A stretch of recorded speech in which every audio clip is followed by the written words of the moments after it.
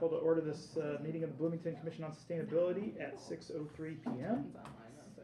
And we'll go to the roll call. Tara Dunderdale. Here. Here. Justin Vassell, I'm here. Matt Austin. Present. Present. Zero Rose. I don't see him online or in the room. Dave Rollo. Here. Here. Quentin Gilly. Now I know Quentin's... I'm on the call, but I'll do it. Perfect. Yeah. Quentin said he's just a couple minutes behind. He'll be here in person, but he's just dialing in the meantime. Okay, Alex Sturck. Not present. Okay, Jamie Scholl. Here. Here. Evan Nix. Not here. Annalise Jenke. Here. Here. Diana Ogrodowski. Here. Here. And Shanghai Shu. Not here, and I have regrets from him for tonight.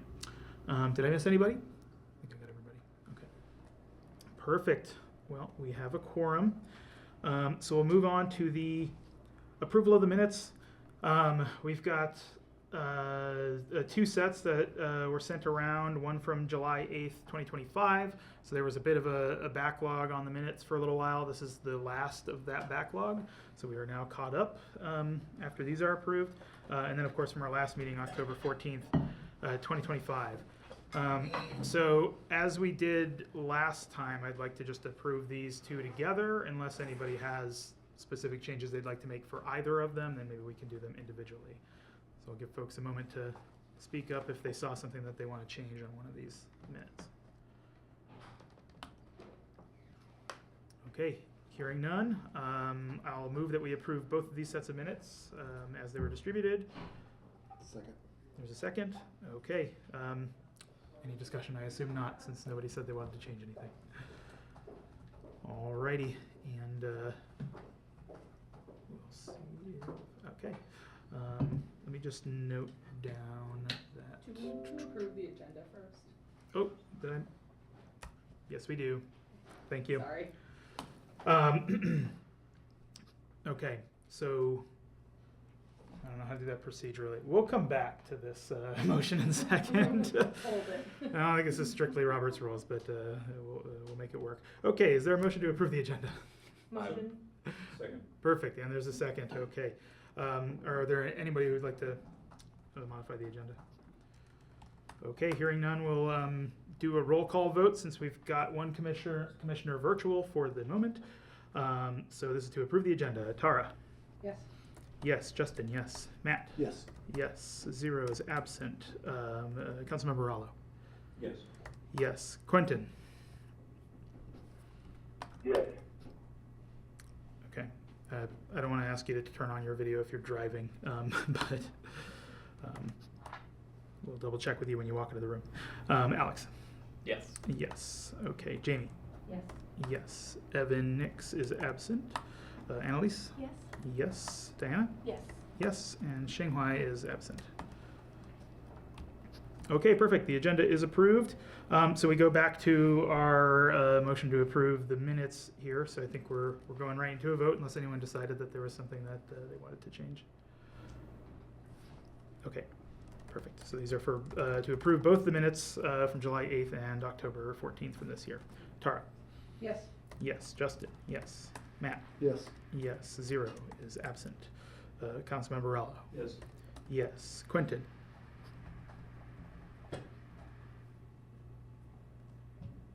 Oh, there we go. Okay, that was a yes. Thank you. Alex? Abstain. I wasn't on the commission in July. Okay, good point. Abstain. Jamie? Yes. Yes. Evan is absent. Annalise? Yes. Yes. Diana? Yes. Yes. And Shanghai is absent. Okay, those minutes are approved. That brings us to the public comment portion. So we have up to 10 minutes allocated for this, up to 3 minutes per person. Is there anybody online or here in the room who would like to do a public comment? And for online, maybe just use the hand raise feature so we can see. And I don't think there's anyone in the room. I can't find the raise hand. Fair enough. Well, I think you're the only other member of the public that's online right now. So if you've got something that you'd like to address the commission with, please feel free. Yes. Hi, I would like to, my name is Ellie Spear, and I wanted to express concern about the challenges with the grant process, lots of the grant process for not only the commission but other ESD grants. They are not only very complicated, which scares people, and I understand that there is help with the grants, but I've heard from multiple people that they start the grants and then they go, this is just over and beyond what I want to do for a $500 grant or a $1,000 grant. So I wanted to bring that to the commission's attention, and that they're very complicated grants, and would there be a way to reduce the number of questions, simplify it, and then also with that, the instructions that are provided, the summary that's provided, are misleading oftentimes, where someone thinks, or an organization thinks, that it will apply to them, and they go through the process, they answer lots of questions, they spend hours and hours doing things, and then they're told, I'm sorry, this does not apply to you. So I think there's a lot of room for improvement, so that more people, residents and organizations, would apply to help the city move things forward. Otherwise, it's a lot of, lots of grants, it looks good, but we're not making any progress, we're not making any movement, and it's a lot of greenwashing.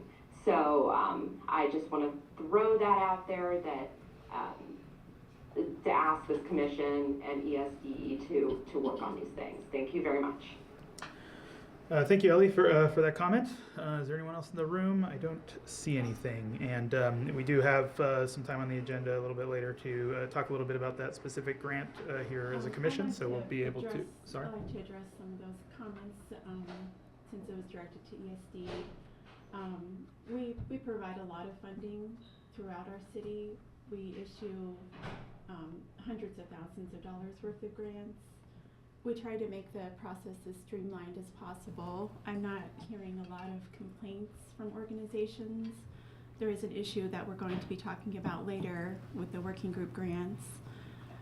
We just try to make sure that every application is consistent, that we apply all the funding consistently to all the applicants, and make sure that we have all the information that we need to make an informed decision. And so sometimes that information isn't brought forward during the initial application. So we really work hard with all of the organizations to make sure that we have all the information that we need, that they're informed about the process, and we're really proud of all of the work that we have done in ESD.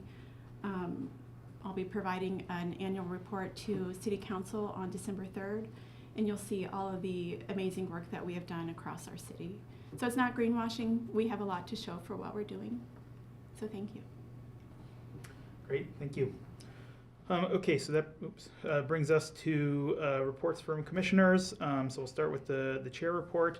I did not get slides made for this, so this will just be a verbal update, so apologies for that.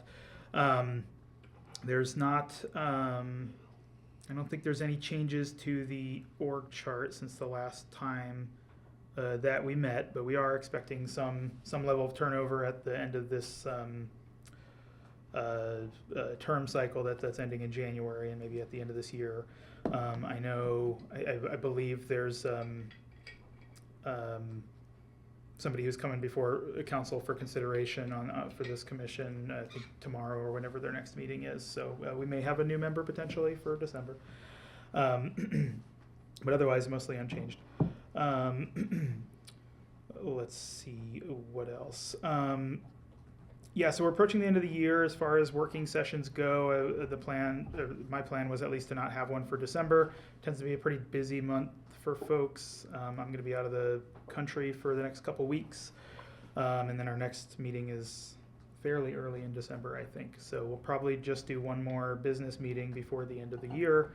And if anybody has something that they think is very urgent, time sensitive or something, let me know and we can try to work something out. But I'm not aware of anything.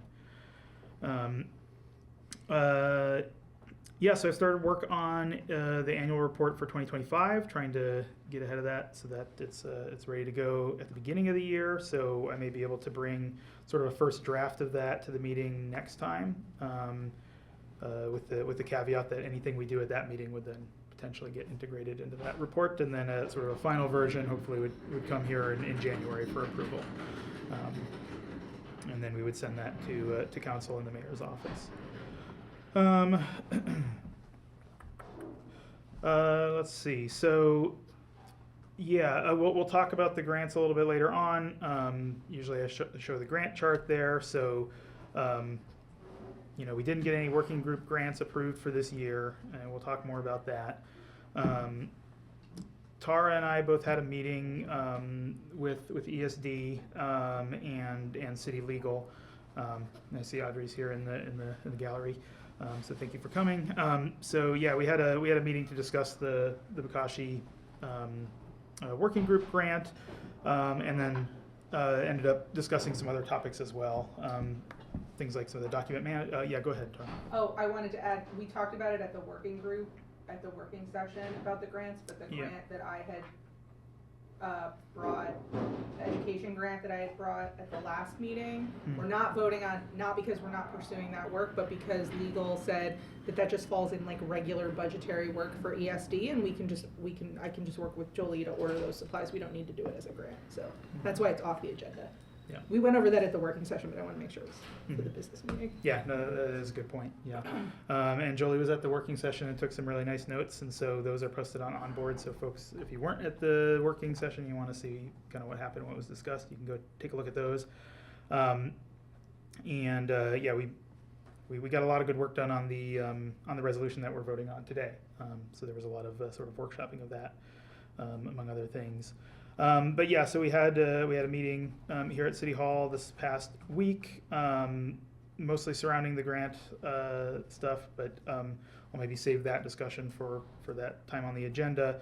The other couple things that we discussed were some of the document management stuff that we've been working through before with the Google Drive and stuff on Onboard, and trying to make sure that things that are on the drive are synced to Onboard, and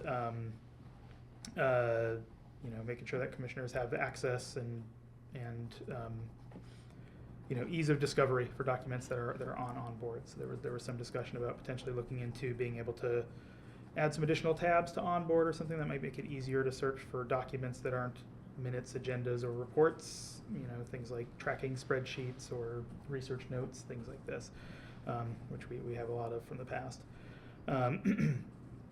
And we also talked about minutes.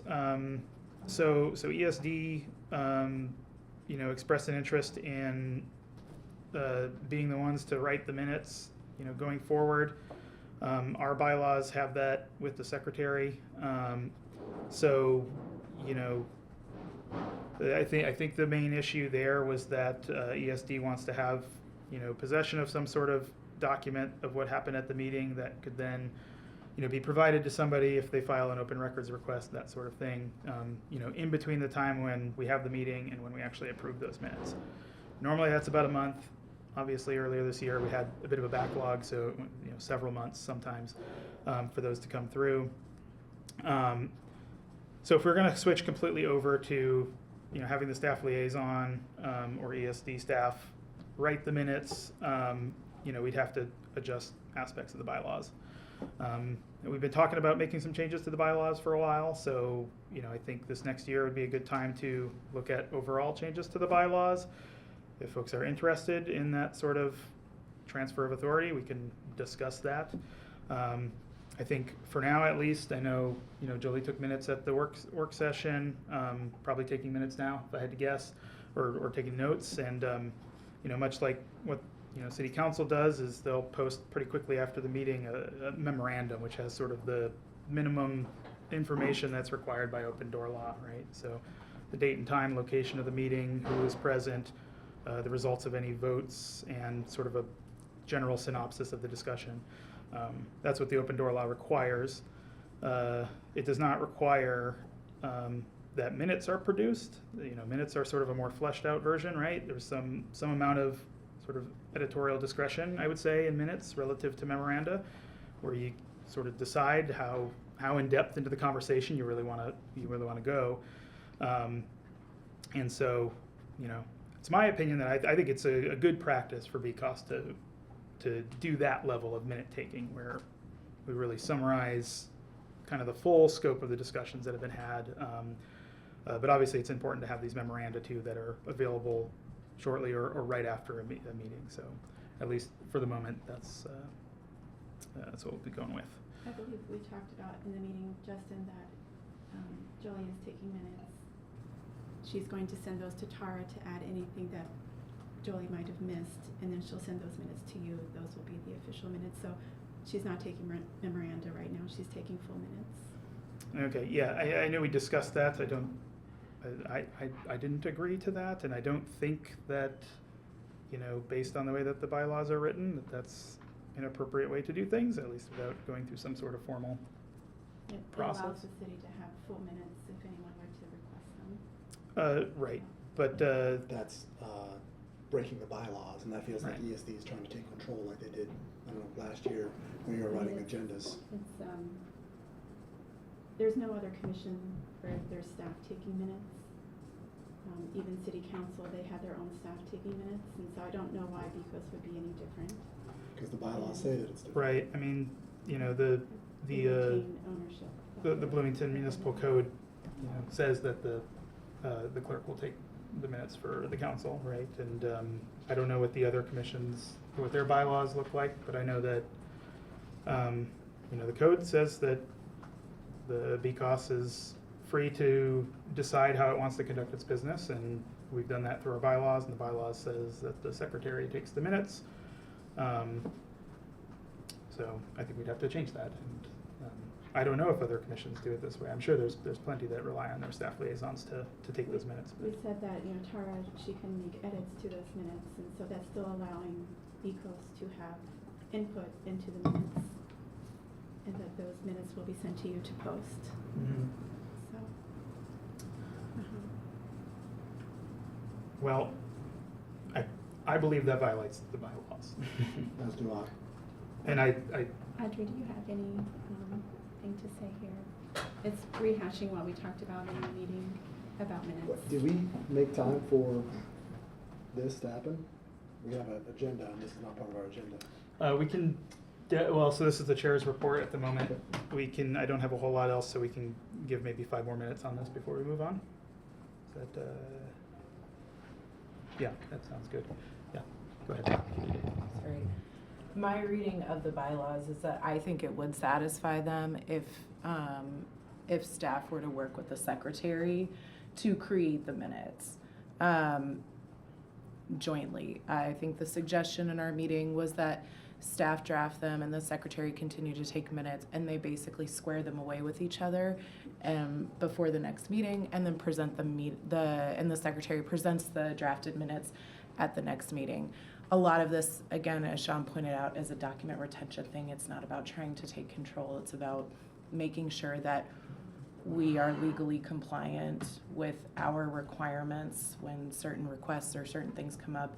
And we're supposed to be the ones who are retaining and controlling official documentation. So that was the solution that we had discussed. I think it's totally reasonable, though, to request to amend the bylaws to clarify that. I don't see why that can't happen fairly quickly at the next meeting. And I think it can still be in there that, again, the secretary and staff work closely together to square the bylaw, or to square the minutes away with each other, and that the secretary still present them at the meeting. So I struggle with legal, because we've had legal come in before and say something and they were completely wrong, and they came back and admitted they were wrong. So I have a tough time trusting legal, because legal's always gonna side with the city, not with Oh, with the commission, so. Yeah. So that's, I struggle with that because we've had legal come in before, put their foot down, only to find out that they were completely incorrect. I appreciate that people, I'm an attorney, people don't trust attorneys, that's entirely reasonable. I'm also an attorney for the city, which means I represent the city, so you're right, and the commission is a commission of the city, so I represent the commission, but I don't represent any individual commission members and their requests, if that makes sense. So you're absolutely right, like I'm gonna be on the side of the city because I am absolutely a city attorney. But I'm happy to look into questions that you have and come back with answers. Again, this is my reading of the bylaws. I think that it gives us the flexibility to allow staff and the secretary to work together to create the minutes to come to the next meeting. Again, I think it's totally reasonable to want that clarified in the bylaws, and I think that that is something that could be easily drafted. And that's your interpretation, and the commission's interpretation could be that that's not okay. And so it's one interpretation versus another. Why does your I don't think interpretation there's take precedent over our interpretation? I don't think there's any way to interpret that the city needs to retain ownership of legal documents. I don't see how you can reinterpret that. That wasn't what I was talking about, Sean. I think it would be helpful to know what the requirements are. So for example, the open door law does not require minutes. It does require something like a memorandum, something that encodes that basic information. We choose to do minutes to go beyond that and have a document that's more fleshed out. I understand the access to public records sort of a thing there. You want to have that document ready to go in case somebody asks for it. Of course, if somebody did submit a request for that document, you could reach out to our secretary. We could provide that draft version of the minutes. I think, like as a commission, those open records requests could, be sort of addressed to us as well, right? Like someone would say, I want this document from this public body, BCOS. And of course, it would probably come through the legal department at some point, right? And then you reach out to us. But The problem is, let's say the secretary leaves all of a sudden and we don't have access to those documents. Here at the city, everyone has access to our documents. ITS could pull those records. We're not able to pull the record from Tara's laptop. Are emails between commissioners regarding official BCOS business subject to the open records request laws? Could somebody file a records request for an email that I sent to Tara about some business we had with the commission? They could. My concern goes beyond public records requests. Timeliness is a concern there, but I'm more concerned about the fact that official documents that are taken by a board or commission are required to be retained in perpetuity. So you're right that you're not required to take minutes the way that you guys take minutes, right? But you choose to take minutes the way that you take minutes. And that creates a record that we're required to retain properly in perpetuity. Like we have to keep meeting minutes forever. There's no like actual destruction date for those. And so it becomes more of an issue when, like Sean said, I understand that Tara's been doing a very good job with this, and I appreciate that. I think that my understanding is that there have been timeliness issues with the minutes in the past, questions about like whether or not the minutes were turned in. I am new to this commission. I'm not trying to like make any claims here. I am just trying to make sure that we are retaining the official documents in perpetuity in the event that Tara is no longer the secretary, in the event that y'all are no longer on BCOS, that there's not a Google Drive somewhere of someone who's not on BCOS anymore that just like we don't have access to, that has minutes on it that we're legally required to keep forever, if that makes sense.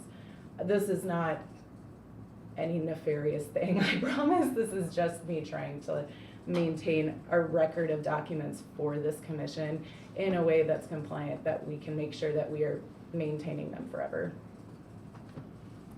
Yeah. If the issue, it sounds like, is largely around ownership, and it sounds like from our end, she was kind of more on the act of taking minutes. Google Drive documents have a solution to this that you can share ownership. Could we create documents that have that joint ownership with Tara and with city staff so that you have that permanent forever access to it initially, but we are doing the initial note taking? So we can't, ITS doesn't allow permanent Google Drive access into the city's Google Drive, right? Like to create a shared drive across multiple networks like that, I think opens up, right? We do this for BCOS, we have 30-something boards and commissions. We do this with 30-something boards and commissions, and so it opens up a whole host of concerns regarding cybersecurity on their end. That's my understanding. I'm not a cyber person. That was the solution for about a year and a half ago. There was a drive that commissioners could access that I think was owned by the city, and it was, our access was turned off.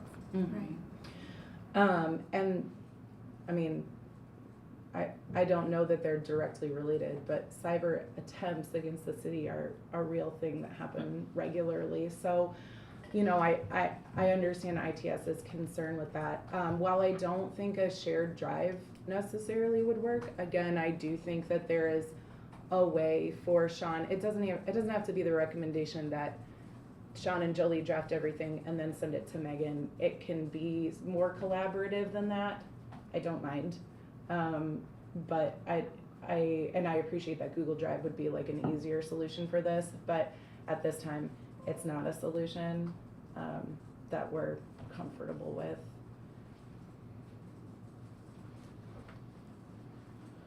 Yeah, well, we should probably move on for now, but I think it, you know, it would be helpful to get some, you know, information about what the specific legal requirements are, especially as it relates to minutes as sort of a special thing versus any other sort of public record, like an email or a draft resolution that one of us is working on that hasn't, you know, come before the commission on a meeting yet, or any other document that would otherwise be subject to an open records request that might be on one of our laptops because I know it's still in its early stages. So if we could get some guidance on that, those sort of legal requirements, that would be helpful. I think if it's any draft document that you've discussed in a meeting, this meeting or your working group meeting, I think the draft document should be sent to be placed on board. Sure. That's what we did, yeah. Yeah, but let's say we agree, you know, let's say at this meeting we say, we want a new resolution on X. And I say, I'll take a swing at that. And so I go home and I draft up a resolution on X. It hasn't come before the commission yet and just sits on my laptop, but then somebody sends you a request and says, can I get a draft of that resolution? I heard they were doing that at the last meeting. That's a good That would be question the same as to thing as the whether minutes, or not right? that's a document that's been created yet. I actually don't know. I don't know the answer to that as to whether or not that is a document that's been created if it hasn't come before the board and it's created by a commissioner. I think it is, but I genuinely don't know. I'm not the public records person. I can ask about that. As I said, my main concern is actually not necessarily public records. It is a concern about getting things in a timely manner, especially with prior minutes taking sometimes months to be posted. My main concern is the continuity question of like who has the documents, who has them in an organized way, particularly the documents that we are required to keep forever, which is just kind of a document management nightmare when you're dealing with document retention things. And so I would prefer to have the documents managed in a way where we know that these particular things, we have ownership of them, we are keeping them forever, they are not lost somewhere else. All right. But I can look into the other public records thing. I genuinely don't know about that gap in time, and I'm happy to research it. Okay, perfect. I'm just wondering if it was decided, like, can we just print them, and is the second if they got approved, there you go. There's no access, anything like that? It's more about between when the meeting happens and when they get approved. Yeah. Yeah. So, you know, if somebody asks for the minutes from this meeting and they ask tomorrow, and we haven't had a chance to approve them yet, then ESD's concern is, okay, how do we provide them with that? Yeah. Yeah, but there's my a delay thing- between the records request and when legal gets back to you. I know people have requested records that it's taken 3-4 months. So Yeah. that delay itself, because legal is backed up, is gonna give enough time. So it seems like a moot point to me. I appreciate that. We've actually gotten our average record request response down to 9 days in the last. Awesome. Yeah, there are Wow. definitely Never- some never that take. experienced that. Yeah, there are definitely some that take a lot longer. So if we get a records request in for every email that has to do with the topic of plants between the dates of, January 1st of this year and January 1st of this year, we're gonna have a lot of emails to go through, right? Like, it depends on their request itself, but that is the average right now response time. We got it down to about 9 days. Now, I was told that about a month ago, so I don't know what it is exactly right this second, but, That's positive. yeah, Yes. it is, yeah. Great, well, thank you very much. Yeah, thanks. All right, let's move on to the next item here, Waste Management Working Group. Matt, do you have anything for us this month? Yeah, just a simple announcement. If anybody's heard of Richland Farms, which you probably haven't, they are now offering service in Bloomington, residential and commercial. They're sending out mailings to businesses in town. This is an effort that I've been working on every level of food waste. So this is a new solution. Unfortunately, they are not in Monroe County. They're about 90 miles away, but there is nobody else offering anything, so I'm working on all levels of that. And don't worry, I am not related to Richland Farms in any way, shape, or form. What do they do? They're doing residential, and so Composting? residential food waste Residential collection. food, Yep, yeah, so they're doing that, and they're sending out mailers to businesses in Bloomington. So, yeah, they're done a tour of their farm. They're fantastic. They have a vegetative license, which is different than a commercial or industrial composting license. So hopefully some residents, that wasn't really my point inviting them to Bloomington, it was more the commercial and the restaurant side, but they are also offering residential. So hopefully residents will take them up on that, and we can stop sending 100% of our food waste to landfills. So that's all I've got. Awesome, thank you. Okay, that brings us to the report from Council Ex Officio, Councilmember Rowland. Yeah, a couple things. One is the commercial urban ag ordinance that was offered to the council was voted down 8-1. It's complicated, but I'll just briefly say that it was a complicated ordinance because it referred to things like forms, setbacks, timing, the duration of growing, and then education and an employee component. So there were several aspects why it failed. One was evaluating those components and prioritizing them, I suppose. Some I think were an overreach. Number two, the employees and education component could be addressed in code relative to already existing businesses, but expanding that to include outdoor businesses, because right now it's limited to indoor businesses. And then the last one was there was significant blowback from some people in the community. And I think that could be addressed, I think, through maybe this commission could be an avenue for discussion regarding it, or alternatively, City Council and the Planning Commission or Planning Department jointly having a deliberation session where we could talk about these different components and find points of agreement, find points of differences, and then revisit this. But right now, there is a current urban ag ordinance, and it does allow selling of produce that you grow on your own site. And then the other thing I wanted to announce was tomorrow night at the council meeting, this is something that might be of interest to the commission, and that is we will be hearing an ordinance on SROs, which are single room occupancy dwellings, which are sort of otherwise known as boarding houses. So you have a single room, yet you have shared bathrooms, shared kitchens, and things like that. And there's a number of restrictions on them that came to us from the Plan Commission. Limitations on number of bedrooms, a requirement for owner occupancy, and an inclusion of conditional use with certain buffer of 150 feet between them in residential areas. So there may be some amendments to this offered tomorrow, but I would just, without taking any more time, I would refer to the packet, council packet, to see, and go to the use table to see specifically what it includes. So if you have any questions, I'm happy to answer them right now, but that's all I got. Yeah. Yeah. This is a different, this would be like a different categorization than the multi-use student housing that allows that single room rental? Like this is is this amending an existing or creating a new category? It's creating a new category. It's replacing residential rooming house and putting in place single room occupancy.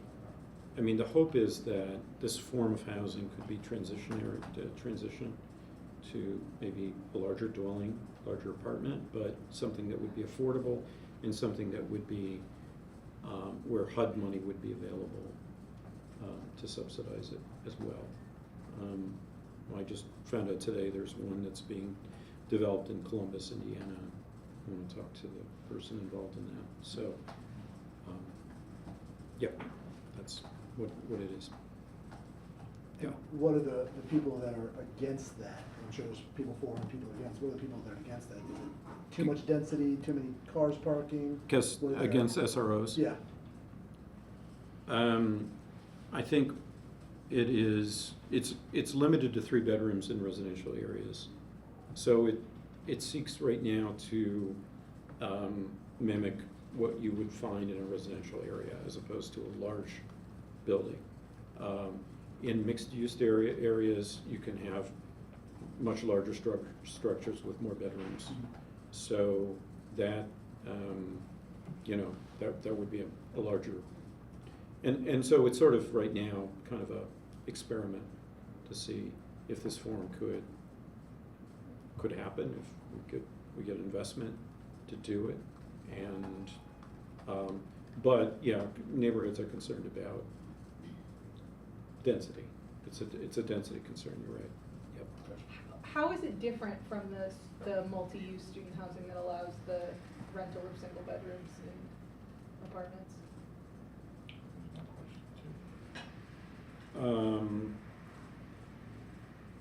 I don't know. I'm not sure really how this differs very much from a standard boarding house, except for its title. So these are questions I'm going to ask tomorrow. I don't know. I mean, clearly because we're in a university setting, some of these apartments rooms will be available for students. I mean, we don't discriminate against students, and rightly so. I mean, it should be available. But this particular form is to try to offer shelter for somebody who doesn't have the means to have an apartment.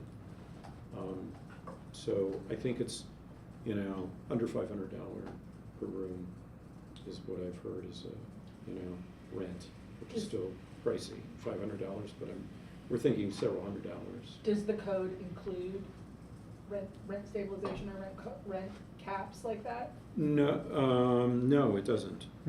No. Is that allowed by the state? Right. I think that's probably there's a prohibition on setting rent caps. Otherwise, we would have done it by now. Or at least I would have done it. I don't want to speak for other people. But rebates or something like that? Sorry? Could they do rebates? People charge more? Rebate. I'm just trying to think of a way around to make it work. Well, I would invite you all to come and ask questions, or Zoom in and ask these questions, because they're good. They're good questions, and I'm not sure. I don't know. I don't know about how the rent might be paid. Yeah. Thank you, because I just assumed that it was focused towards students, SROs, but you've made it clear that that's not the primary focus. It's Yeah. to bring people who couldn't live in Bloomington to enable them to have a place to live in Bloomington. Yep. Got it. I mean, there's one dilemma that I think that several of us are in, and that is that, so we're talking about a room that is, in HUD standards, is a minimum of, say, 70 square feet. And if you have a person, right now it allows, the code is proposing 2 adults live in that room, but there's no limitations on children. So you could literally have an entire family living in a single room. Is that density frightens me. And that's gonna happen. And it could happen. So, I mean, there's some consideration of whether we should limit the number of adults in the room to a single adult. You know, there could be a single mother, or single mother with children, that, of course, she could then provide shelter for them. So it's complicated, Yeah, it and is. there's concerns about, health, safety concerns that are part of this. I think that's why the Plan Commission, one reason they included the provision for owner occupancy. But it seems like some kind of form like this would need a 24/7 attendant of some kind to oversee it. I think there may be an amendment to remove the restriction of owner occupancy. I think Isabel Piedmont Smith is offering one for the mixed use areas. So we'll be debating this. I'm sorry I went over time. No. This is part of the council's business agenda tomorrow, or is this a Yeah. hearing? Okay. Yeah. It will be decided, so it's up for second reading. Yeah. Excellent. Well, thank you very much for the report. Okay, that brings us to our discussion on the working group grant application, community food waste education and network development. So I'll give a little background here, or maybe Matt, very briefly in 2 or 3 minutes, you could describe just what the proposal was, a little bit about, because it's gone through several iterations through the past. Just give it a quick introduction. And Yeah, so as everybody should be, I think you might not be fully familiar. We proposed to partner with the Taste of Bloomington, because they did not, in their waste management plan, they did not have anything for food waste. And so the idea was to combine that with an educational component for the community, and yeah, so that was pretty much the idea, was to collect the food waste and then take it out to the community gardens out at Will Detmer to create soil for community members, and then have educational sessions to teach community members how to be fully responsible for all of their food waste through the Bokashi method. And so it went through multiple iterations, and the goalposts unfortunately kept getting moved, and then it just didn't get passed because of impropriety, because my sister is the executive director of the nonprofit, and we've been at this for over 1.5 years, so it would have been appreciated if it would have just said, no in the beginning, and not had a massive amount of time wasted trying to do this. So I received an email on October 31st from ESD stating that the proposal in its current form wasn't, there were some major concerns with it. One of them was that appearance of impropriety. There was also some concerns with the fact that some of the funds were going to be used for paying sort of like for labor costs, hourly wages, that sort of thing, and a couple other things. And so, right away I asked for some follow-up questions and got to work working on a sort of new version of the proposal, revision that would address those concerns. And so, we took out the hourly cost, or the labor, cost from that, which significantly reduced the amount requested for the project. And I volunteered to serve as the project lead instead of Matt. And kind of restructured it so that it more closely matched the template, the format that we've been given by ESD, how we should format these sorts of things. and then sent that back, and then we had this meeting last Friday, Tara and myself, to discuss it in more detail. Essentially the appearance of impropriety is strong enough that ESD is not going to approve it, legal's not going to approve it. And I think those sorts of things, appearance of impropriety concerns, are very valid concerns. And they're concerns that we should be thinking about as well in this commission. I think a large part of the reason we've selected Garden Quest for this is because they're pretty much the only people in Bloomington that are doing this Bokashi thing. However, Matt does serve on the commission, and his sister does run that nonprofit, and so there's could certainly be an appearance of impropriety there that we need to be careful about. So we tried to address that in the rewrite of the proposal, but it didn't quite get there. So we were told it was not going to be approved pretty much in any form.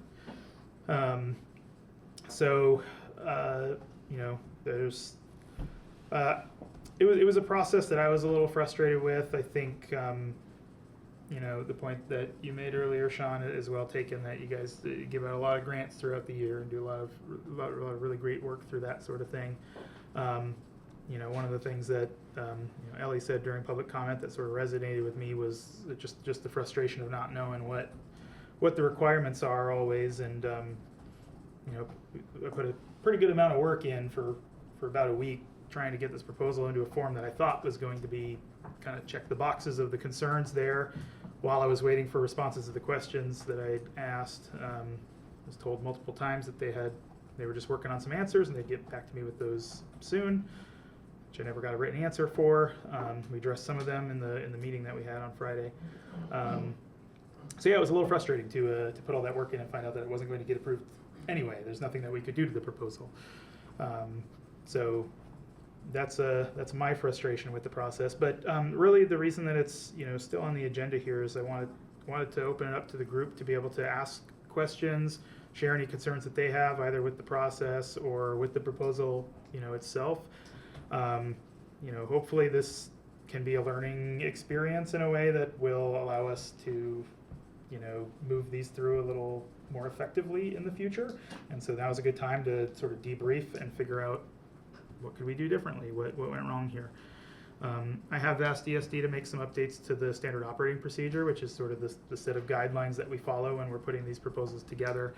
I think some of the requirements that we have now are sort of out of sync with what's in there, and so even though it's not a sort of a legally binding contract of a document, it's still the checklist that we use as commissioners to go through and make sure we're putting together a proposal that is high quality and sort of ready for a proper review right off the bat.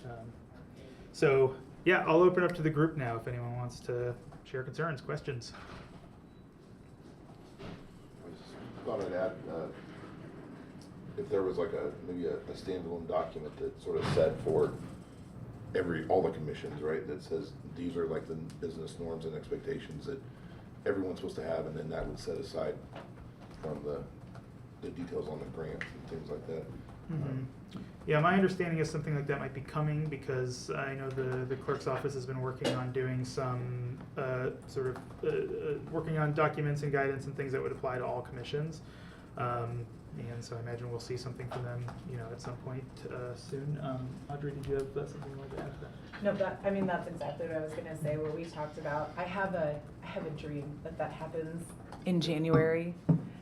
It might not happen in January, but yeah, I think that is something that is missing clearly. Is we tried to come in, I think Margie and I were here, Margie came and talked to this group a while ago and tried to give a primer on conflicts of interest. Obviously there's more stuff to go through with board and commission members beyond conflicts of interest, and so legal is working with the clerk's office. We're trying to come up with onboarding documents and training, and we would love to see that implemented early next year, but I'm not sure on the timeline.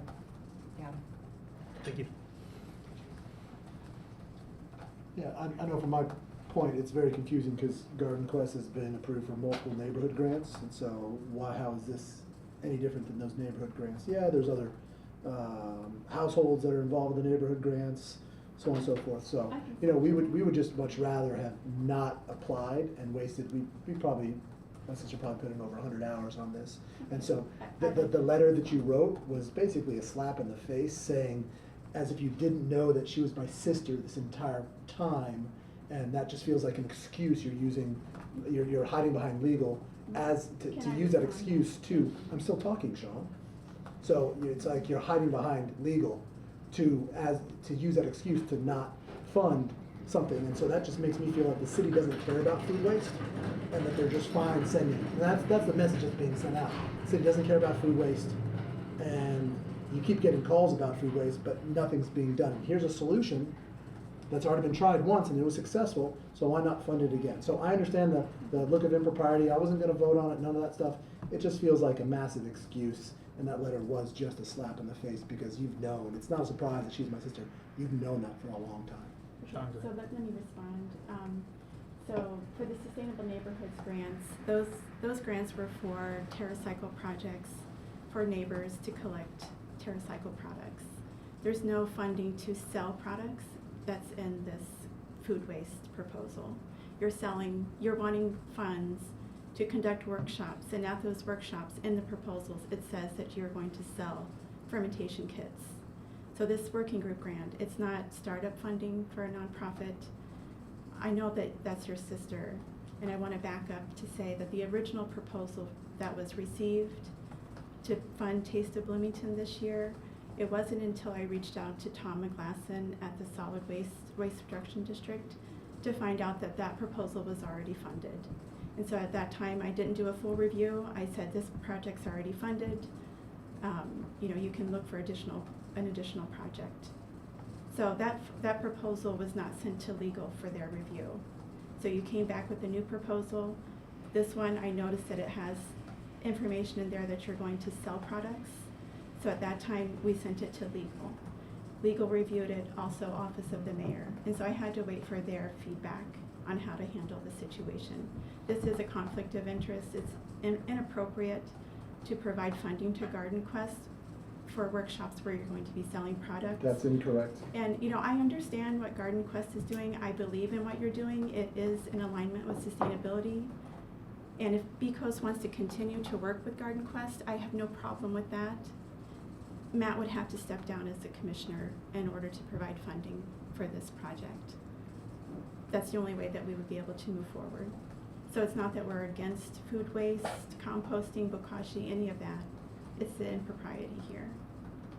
So to clarify, there's a TRIBE program, and that's what is funded by the Waste Reduction District and could have been funded by ESD, and those are not sold. When people want to buy stuff, that's completely separate. They have the option to try it before they buy it. So no, you weren't. This would not be funding buckets that But you're selling. Garden things Quest is at then those- selling. Yeah, because But some people you're want to buy advertising it. at Some the people want workshops. to buy it, and There's some no people way want around. to try it. There's So no it's very simple. way around the impropriety here. So. Well, I would think, you know, I think this is part of the frustration that I felt here. If you know, if one of the issues was the fact that these buckets were being sold and we were made aware of that, we could have potentially taken that out of the proposal. But that might have been a moot point anyway, due to the appearance of impropriety. If, as long as Matt sits on the commission, it wasn't going to get approved, then I don't know, you know, So- why I was led to rewrite the whole proposal in the first place. Right, so I struggle with the impropriety of city council voting on their own pay raise. I struggle with the impropriety of you being on BCause and then you getting a job with ESD that is then the liaison of BCause. So, you know, there's, I think those are the same. it's not, but I'm gonna say it is. So, yeah, I'm struggling for the amount of work that we put in. We would have rather just never done any of that work. And, you know, I will consider stepping down from BCause to get that funded. I don't know if that's what would be the best idea, because I feel like I've contributed a lot to this, to BCause over the last 4 years. Any thoughts from anyone else? Yeah. Say something? No, yeah. quickly? Because as part of the nonprofit and lead of that small group, I rewrote some of this to try and address that in very straightforward language. So perhaps when addressing this and having, the legalese, but maybe some very clear guidelines and case studies as an example of what is okay and what's not, because sometimes this can be very muddied waters. And I think having something that's much more clear would be very helpful in the future. And then folks would know immediately whether this, and maybe from ESD as well, immediately that this does not apply. Maybe we need to look at restructuring whatever the proposal is, or that we just don't qualify. It seems like it's been a big waste of time all the way around, and I think this is something to address It's been a learning immediately. experience for me as well. I think, I've been trying to work with BCOS commissioners as much as I can to get proposals to a point where they could be approved. And I think from now on, whenever I receive a proposal, I'll immediately bring Audrey in on the review. Just so from the beginning, everybody's on the same page. I think one thing that I encountered also is there were 2 times that I asked ESD staff about if something was like an allowable use, and the response that I got was that ESD was too busy to consider any approvals. One was very recently, which I understand that we're at the end of the business year, but I was basically told that even if I wrote it and brought it, that they wouldn't process it. But I was also told that back in September, that my question was, is this an allowable use of funds? Can I pursue this? And the answer that I got was, we're too busy to consider any work right now, which again is part of the kind of transparency of, I just wanted to know if something was an allowable cost, and was told I appreciate that y'all's team is understaffed. That's not the commission's responsibility to do less because you're understaffed. That's the city's responsibility to fix. Honestly, I've been trying to provide funding for BCOS for the past 2.5 years. And I do try my best to work with you as much as I can and allocate a lot of time to BCOS. It's almost at the point where, is this the best use of our staff time?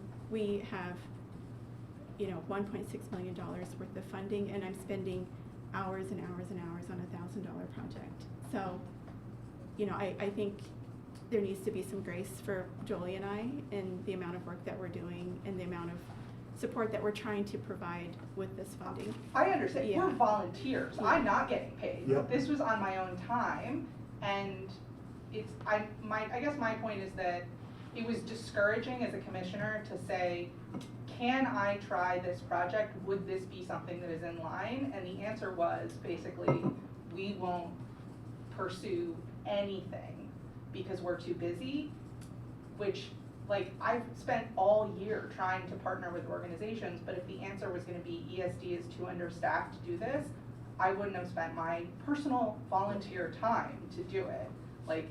That's the part that's frustrating. It's I appreciate that city agencies are understaffed, but it's not my job to do less in my charge to serve the city in this voluntary capacity. The city needs to deal with that. Yeah, I feel like what Tara's trying to say, and correct me if I'm wrong, is that it doesn't speak in good faith to the working relationship between the commission and between ESD. Yeah, personally, I would have rather not had the money or the grant, because then we wouldn't have taken all this time when it wasn't gonna happen anyways. So I totally understand your frustrations. You guys need 3 or 4 more people in your department. I can only imagine how frustrating it is. Yeah, it's sort of okay, what project do I stop working on so that I can research Yeah. this other thing? I have, It's not fair. a $200,000 grant that I'm trying to put together, and I've got to stop to answer these few questions. So it's very difficult. And then you had all that federal grant work that just got ripped away from you, and that was all for nothing, and that's And I was trying extremely to tell you that frustrating. we did get a $250,000 grant, and I was going to tell you what that's about if we have time. But Excellent. Quentin, you had a. Yeah, well, this is just if there's a way to make something like this work, we mentioned a minute ago about creating some sort of expectation sheet to kind of make it a little bit more clear for people. Imagine once that comes out, could there be has there been a precedent for saying, hey, this was not quite where the norms were, send it to the city council, see if they'll approve it to make an exception, because it was like a, you know, and I'm not saying that this would be one of those necessarily, but like, is there a precedent for that, saying, yeah, this one, we looked at it, it's, you know, it's not that bad, or this one is bad, or, you know, it shouldn't happen? Like, can they override that sort of, I guess that's what I'm trying to think of. It's the mayor's office, not city council. It'd be the mayor's office. Yeah, so that's the first part of it. The funds are funds from the executive branch, so it wouldn't be overridden, I don't think, by city council. They're already allocated as part of a budget, and the, so I don't think it would be a city council override. I don't think that would work, because they're already funds that are within the executive branch's control. I also think that this might be helpful in terms of a way to think about the conflicts of interest and why we take the appearance of impropriety in these particular situations very seriously. So there is a legal conflict of interest statute. It's a felony statute that says if you are an elected official or an employee, or you sit on board or commission, and you are part of a body that makes a decision to allocate funds that result in your pecuniary gain, or I believe an immediate family member's pecuniary gain,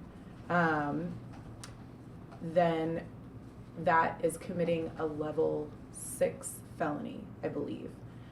That is not the situation here at all. I want to make that clear.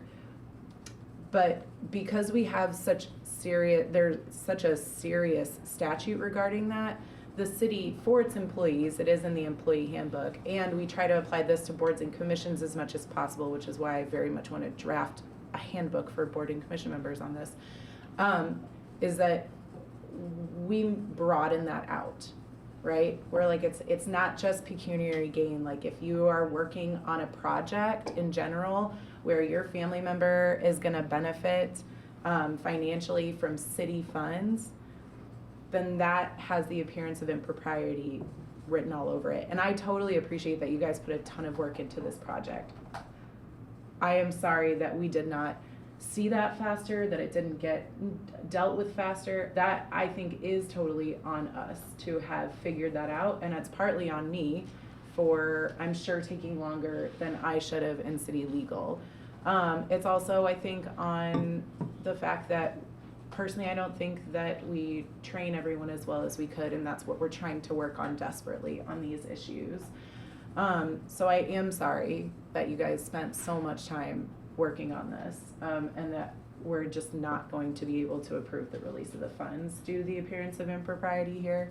But hopefully thinking about it that way, that we have this because there are a lot of things that have the appearance of impropriety, but especially where this situation comes from when you're dealing with city funds, is we have this almost anchoring conflict of interest statute that we then kind of balloon out further to make sure there's no appearance of impropriety when it comes to how we're spending city money. I'm sure there's a million examples you can think of in terms of city council voting on their own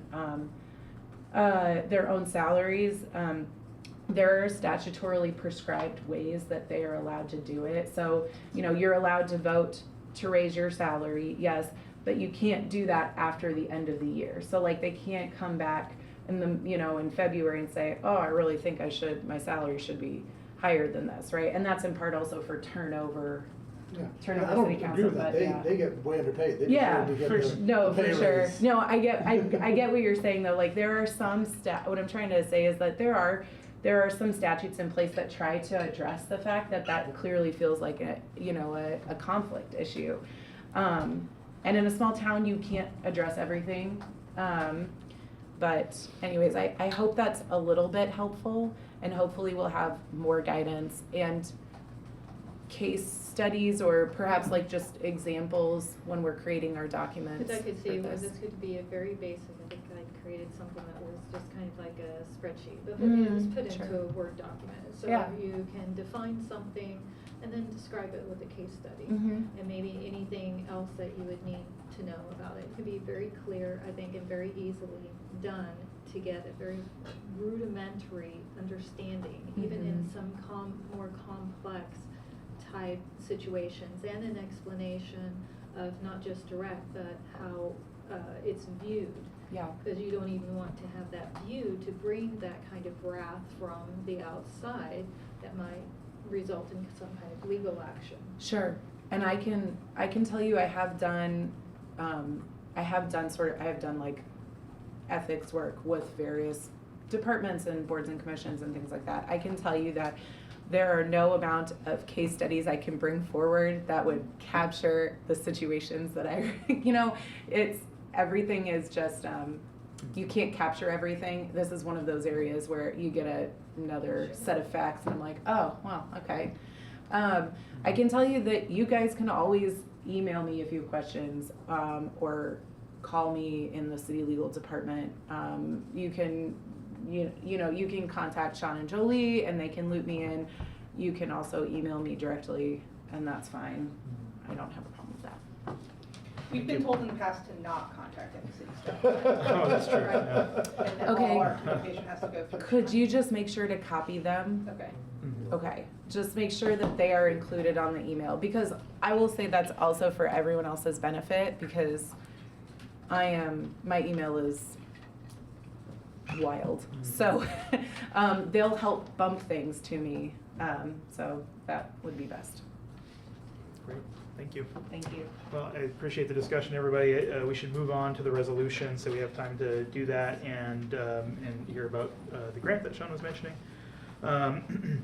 Okay, so we have a second reading of the resolution. Let me pull it up here.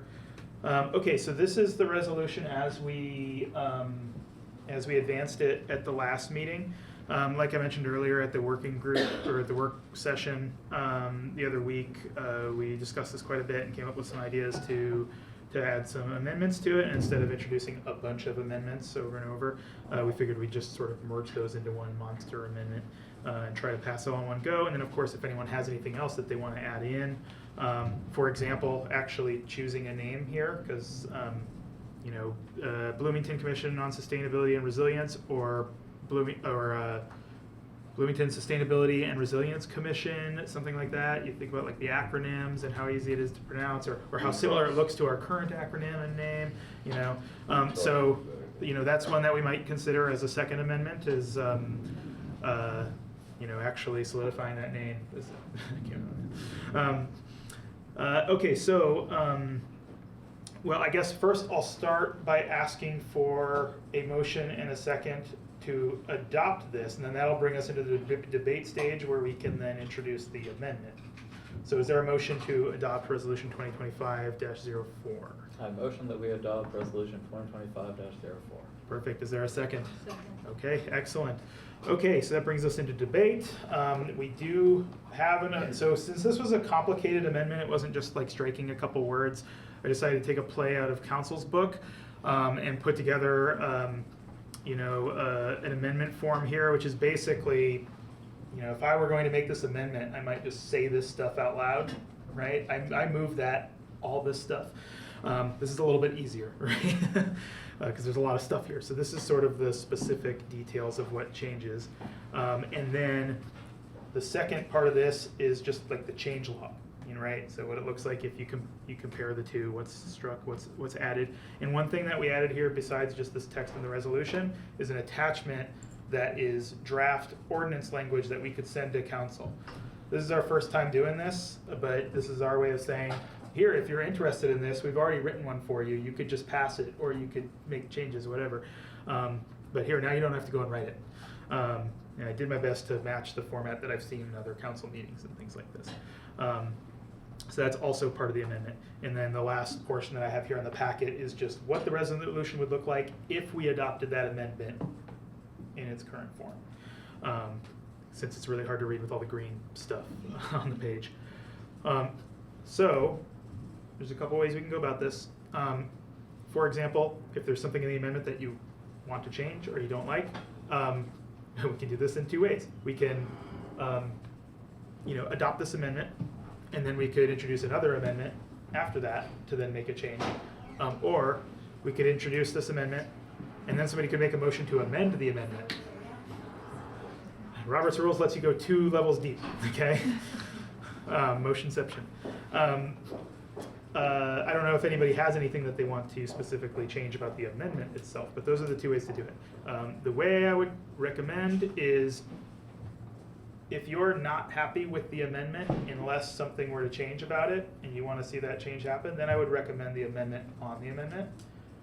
But if you're like, I just have something else that I want to add to this, and the amendment is mostly fine, and I might just suggest something else beyond that, then maybe doing it in sequence. First Amendment 1, then we introduce a new amendment for that. Does that make sense, how I'm explaining this?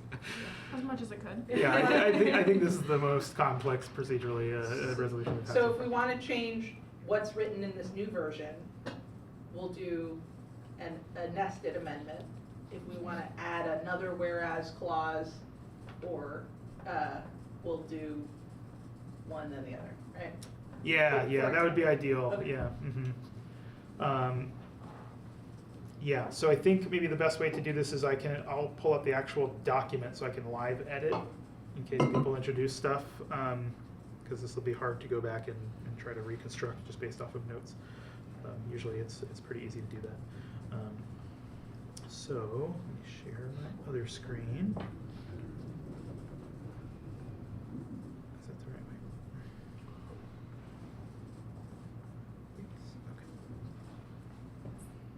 Okay, good. So, well, first, before we go any farther, is there a motion to adopt Amendment 1 as it was circulated to everybody? Motion.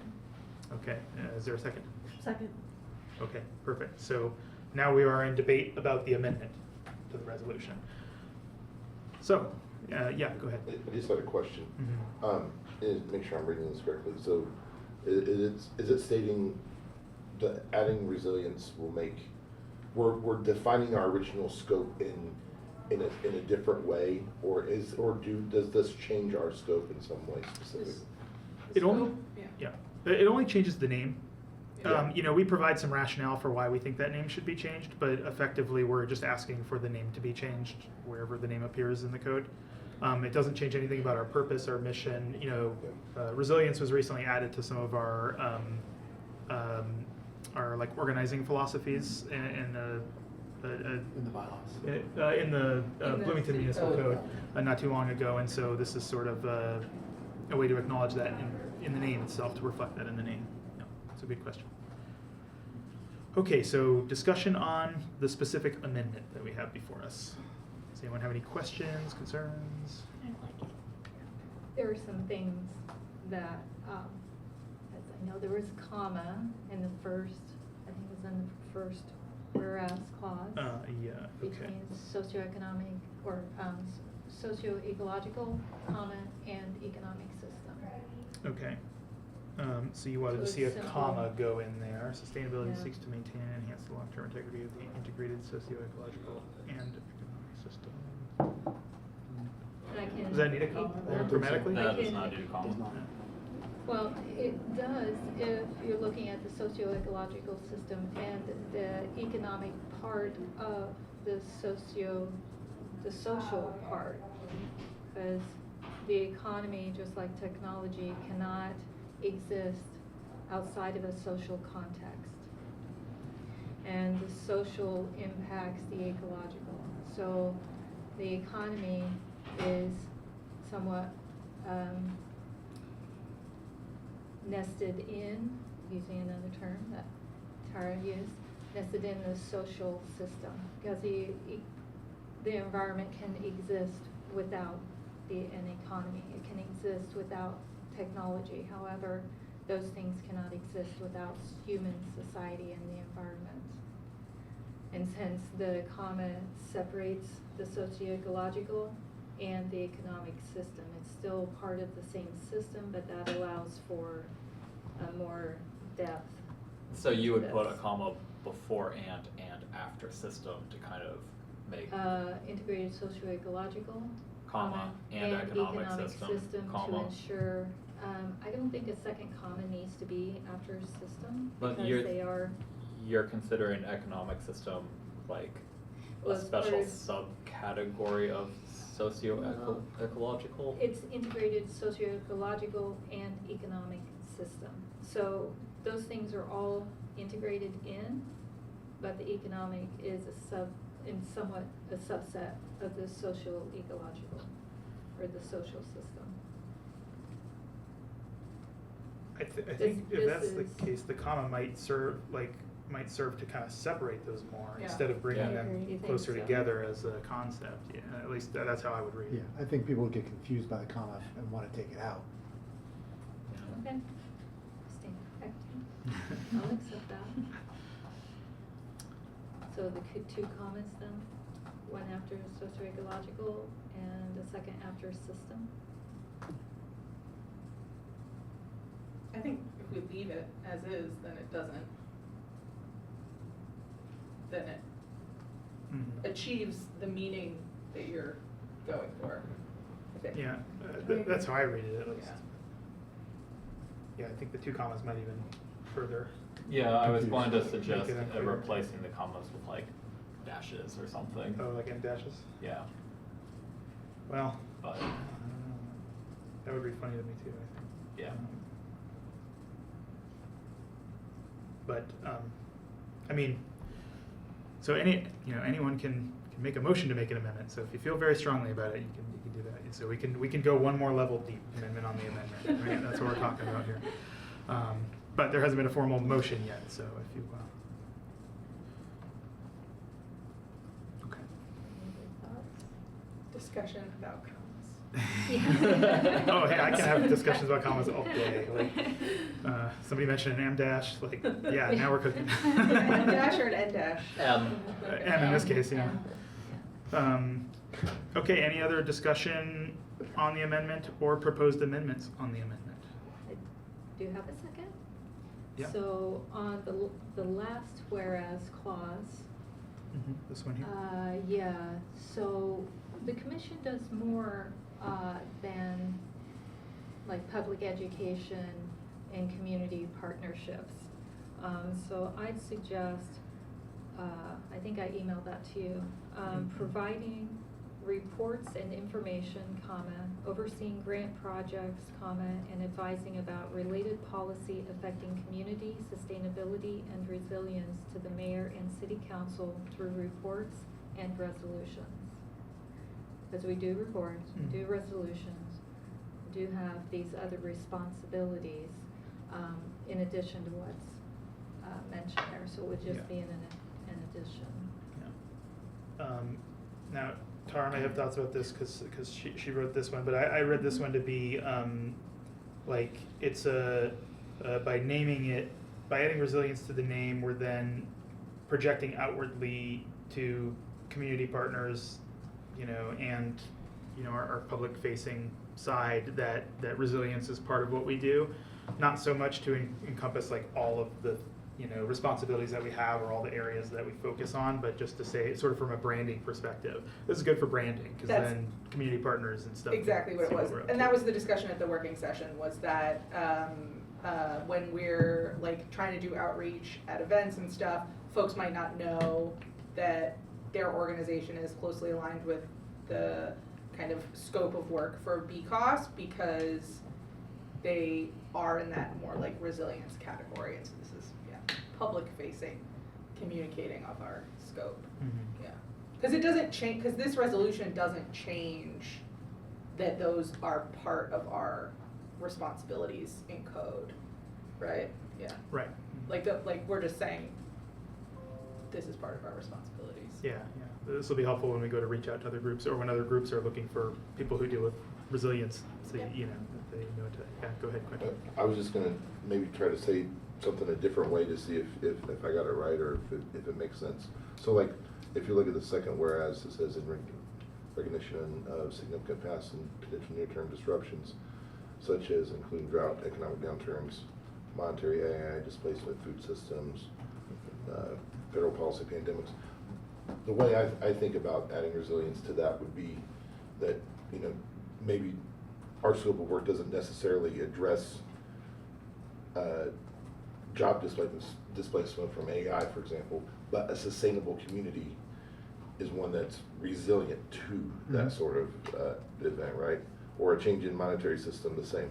These are all things that we wouldn't directly be approaching necessarily on the front of it as like an emergency response, but if we're a sustainable community, we will therefore be one that can survive and thrive, you know, in these situations. Is that right? Yes, Or, I think. or do a better job at it. Yeah, so fundamentally you're asking what's the How like, do what are we- we trying to say with this? How am I gonna be able to communicate it quickly and easily like that? That's kinda how I'm thinking about, like, if we're putting resilience in there, it's because we can align ourselves with these other groups, right? Because even though you might not directly see a connection to a different group, but we are supporting like the fundamental backbone of what would make anything sort of thrive during a stress test, is the word you kind of used, of a system that we rely on, of our infrastructure. Mhm. The reason I find this really helpful, I wrote the original code 20 years ago, and even then, I mean, sustainability is by its nature forward-looking, and so it's anticipating change. Much of that change is going to be disruptive, and so it seems part and parcel of the Commission's charge to anticipate and recommend adaptation to that change.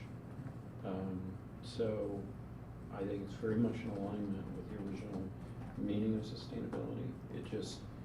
But I think that even more so, we need to think about how are we resilient, right? Like we can reduce our carbon footprint, but we still have to adapt to what everyone else is doing, right? We're gonna get more rain, more temperature, whatever it is. So, does that? Yeah. They didn't say it in a sentence, but. Well, no, and I appreciate the context of that you were part of the original group that worked this up. That was kind of another thing that was on my mind as well. Like, so you were there. This was on your mind. Yeah, So. I was on the Environmental Commission. Clearly, the scope of the Environmental Commission was sort of going into things like sustainability, and they have their own charge. They have enough to do, and I thought what we need is this integrated approach of social, economic, and environment. And I sent you a figure. I don't know if we have time for that. But Did you want me to pull it up now? could you just put it up Okay. for a second, because it goes back to what Jamie was saying a few minutes ago, and that's just, and we don't have to discuss this right now, but on the left is sort of the standard way of perceiving sustainability, right? It's the Venn diagram, and you aim for something that integrates all of them sustainably.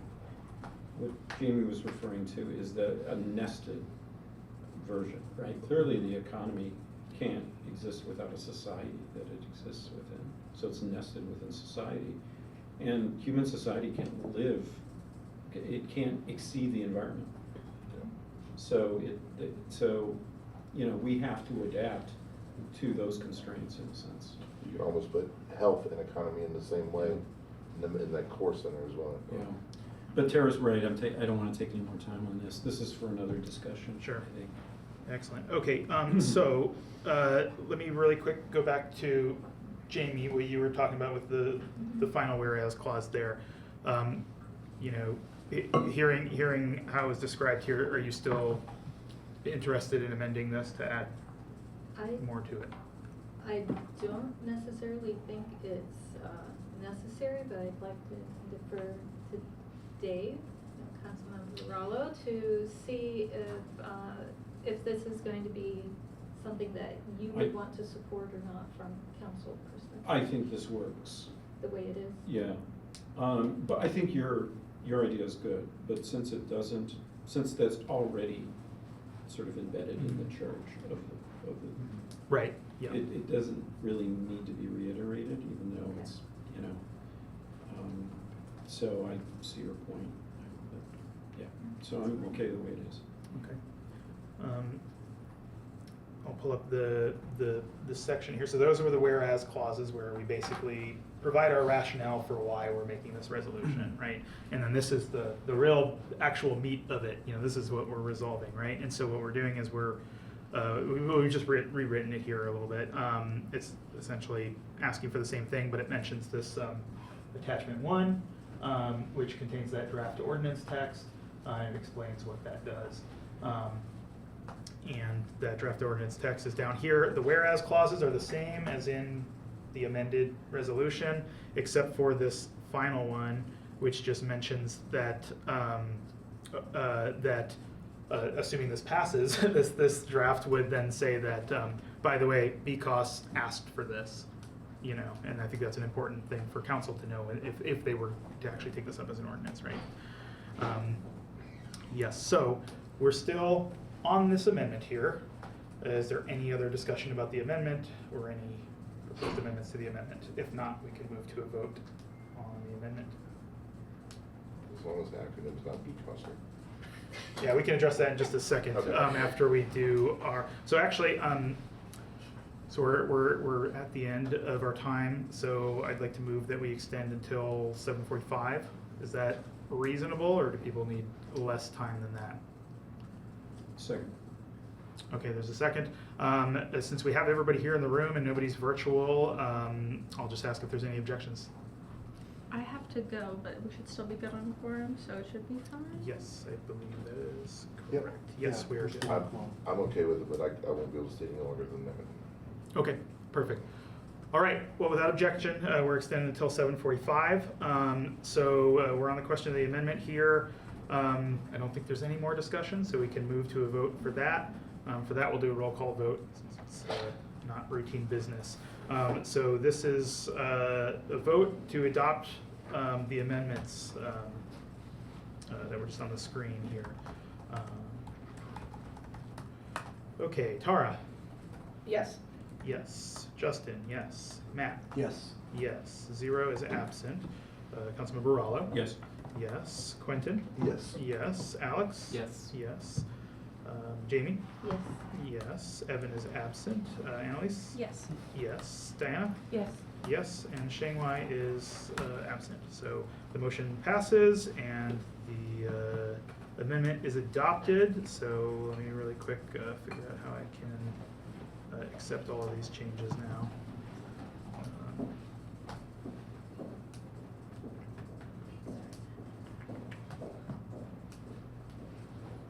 Is anyone like a wizard with Word and knows exactly where the button is to accept all proposed changes?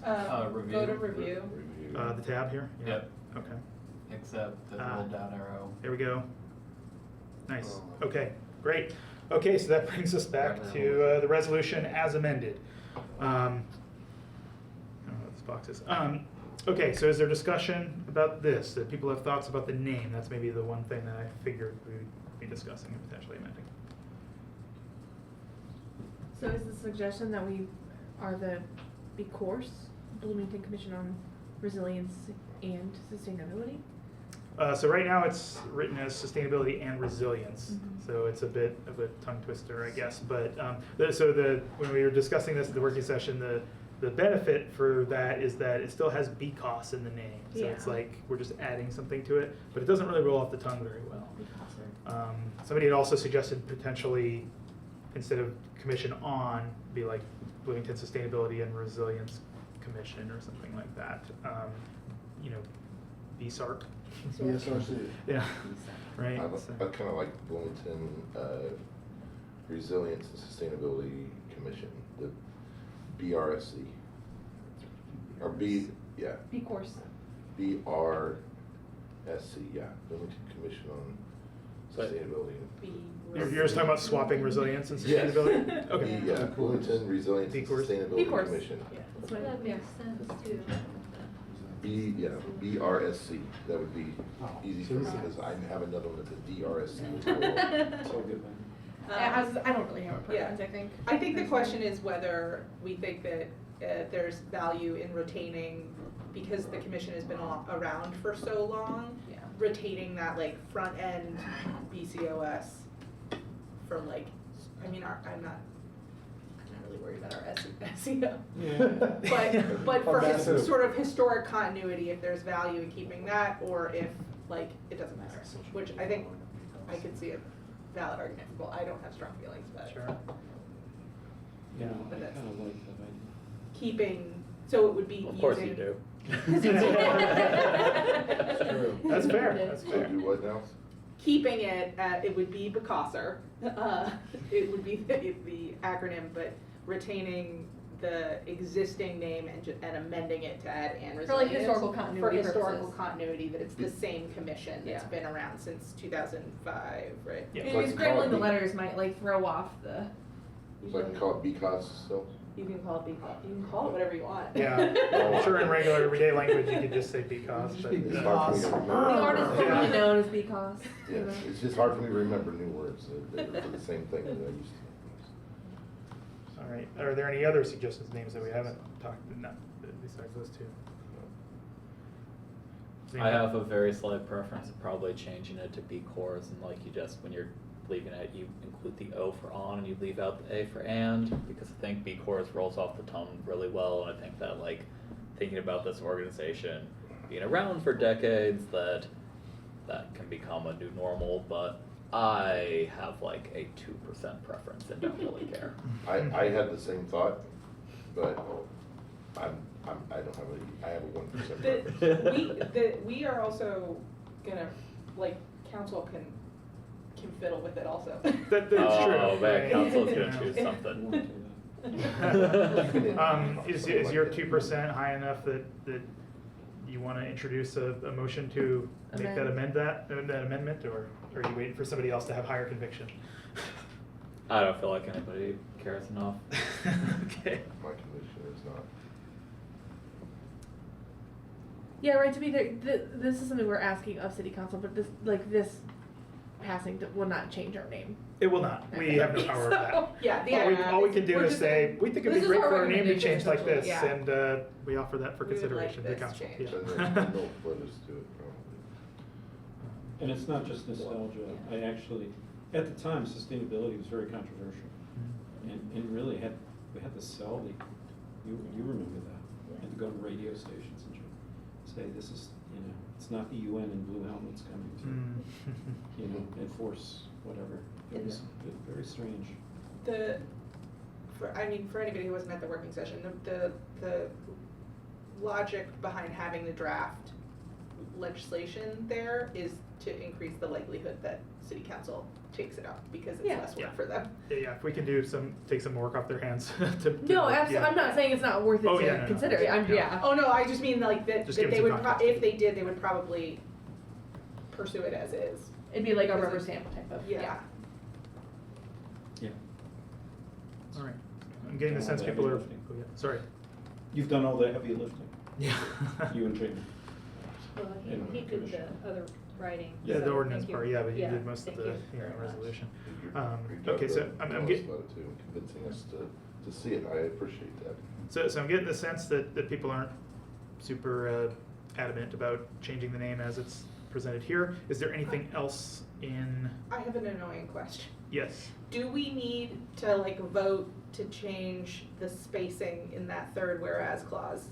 Cause it's like, The third, oh, I it's see like what, justified. oh, yeah.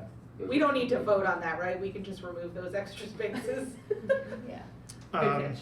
Are there any objections to that? I mean, that doesn't change any of the substance of the resolution. It's simply, there's No. some weird white space that, Okay, I think it's Ended just up a left over. carryover from yeah, the Darn track changes, formatting. okay. that's right. Yeah, unless there's objections, I think we're Okay. safe to do that. It's not a substantive change. And I will change some things like the past, X, Y, Z, and the date and stuff, so there's some little things that get inserted at the end. Okay, any other amendments? Otherwise, we can move on to a vote. Okay, so this is a vote to adopt Resolution 2025-04 as amended. Tara? Yes? Yes. Justin? Yes. Did we need to have a motion to take the vote? Oh, we It was already moved at it. the beginning. Yeah, Okay. that's That what was we what got we in did. debate. Just Yep. make sure. Thank you for checking. Matt? Yes. Yes. 0 is absent. Councilmember Rallo? Yes. Yes. Quentin? Yes. Yes. Alex? Yes. Yes. Jamie? Yes. Yes. Evan Nix is absent. Annalise is absent now. Diane? Yes. Yes. And Shanghai is absent. Okay. Perfect. The resolution is adopted.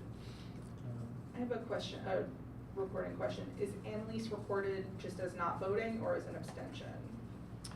As, I guess, I don't know, not present, I guess Okay, that's so it's just effectively not the same as an counted. abstention, I Yeah. guess. Yeah, I would just say not present or something. Okay, great, very good. So I guess we'll transmit this to council. What do you think the best way to do that is? Like how does council get this so that they can decide whether they want to put it on a future meeting agenda or something? Yeah, so, well, send it to the, send it to Hopi Stossberg, who's the president, Okay. and maybe CC it to Lisa later, who's our council attorney. Okay. Should I CC the clerk as well? Yeah, or And clerk obviously, the administration. you guys at ESD. Yeah, Okay. that should work. Okay. Perfect. Great. Well, thank you, everybody. So we've still got a few minutes left in our extended time. Sean, did you want to fill us in on what's new with ESD? Thank you. Yeah. Earlier this year, I talked about ESD applied for funding through the Municipal Investment Fund. We were selected out of several cities in Indiana. This is a market building grant. Our goal is to develop a list of energy efficiency and renewable energy projects across our community worth at least $50 million. We will submit a public-private partnership plan to the organization that is providing this funding. They're called the Coalition for Green Capital. And so the goal is to bring low-cost capital financing to Bloomington to fund these projects. So we only have until March 15th to put our plan together and to develop our list of projects. We're going to be offering free technical assistance to any large building owner, so commercial businesses, manufacturing businesses, nonprofit organizations, academic institutions, you name it, we're going to provide free technical assistance to give them an opportunity to have a level 2 ASHRAE energy audit and to develop that list of projects that's in need of funding. Also, we are partnering with a local nonprofit called Electrify Indiana. They will be conducting a door-to-door campaign to educate residents about the benefits of energy efficiency and renewable energy, and also training volunteers to give group presentations. So we hope to launch within the next couple of weeks. So be on the lookout for a press release about that. We would love to have your participation. We're looking for volunteers. So if that's something you're interested in, just let us know. It's going to be a really exciting project. So the grant agreement, our partner for this project is the Indiana Energy Independence Fund, which is the state's green bank. So it's really exciting, and we're really thankful to be selected for this program. So we're competing with other cities, 48 other cities across the country. So this is our chance to raise our hand and say, yes, we're ready for these investments. So, yeah. Awesome. Yeah. What is the funding body you said? Coalition for Green Capital. Would it make sense to have a local nonprofit come in and speak to BCOs? Yeah, they can do that if I don't know. if they're willing to. Yeah. Yeah. Yeah. So it's going to be really fast and furious here for the next couple of months. So Jolie's managing the volunteer program, and I'm managing the technical assistance program. Okay. Keep me on the list for volunteers. Okay, great. Thank you, Ken. Great. Well, thank you very much. Any member announcements? Yeah. I just want to officially vote yes on the approving the minutes, because I didn't have my Oh. camera on. Gotcha. I think noted for the record. That was a yes vote. Okay, great. There's no new business. Yeah, I just want to say, this was a good, productive meeting. This is a very productive year. We're coming up on the end of it. I really appreciate the work that everybody's been doing. This has been really awesome to be a part of. I think we've had some good and important discussions here today. Sometimes a little bit contentious, that's okay. It's good for us to talk about these things even when we have disagreements. And I just want to say how much I appreciate everybody for participating in that. I want to say how much I appreciate both Sean and Jolie at ESD for all the work that they put into this commission and all their energy that they bring, and to Audrey and Legal as well for her support in all this. So thank you, everybody. Do I have a motion to adjourn? Motion to adjourn. Is there a second? Okay, without objection, we are adjourned at 7:42. Our next meeting is at December 9th, 2025.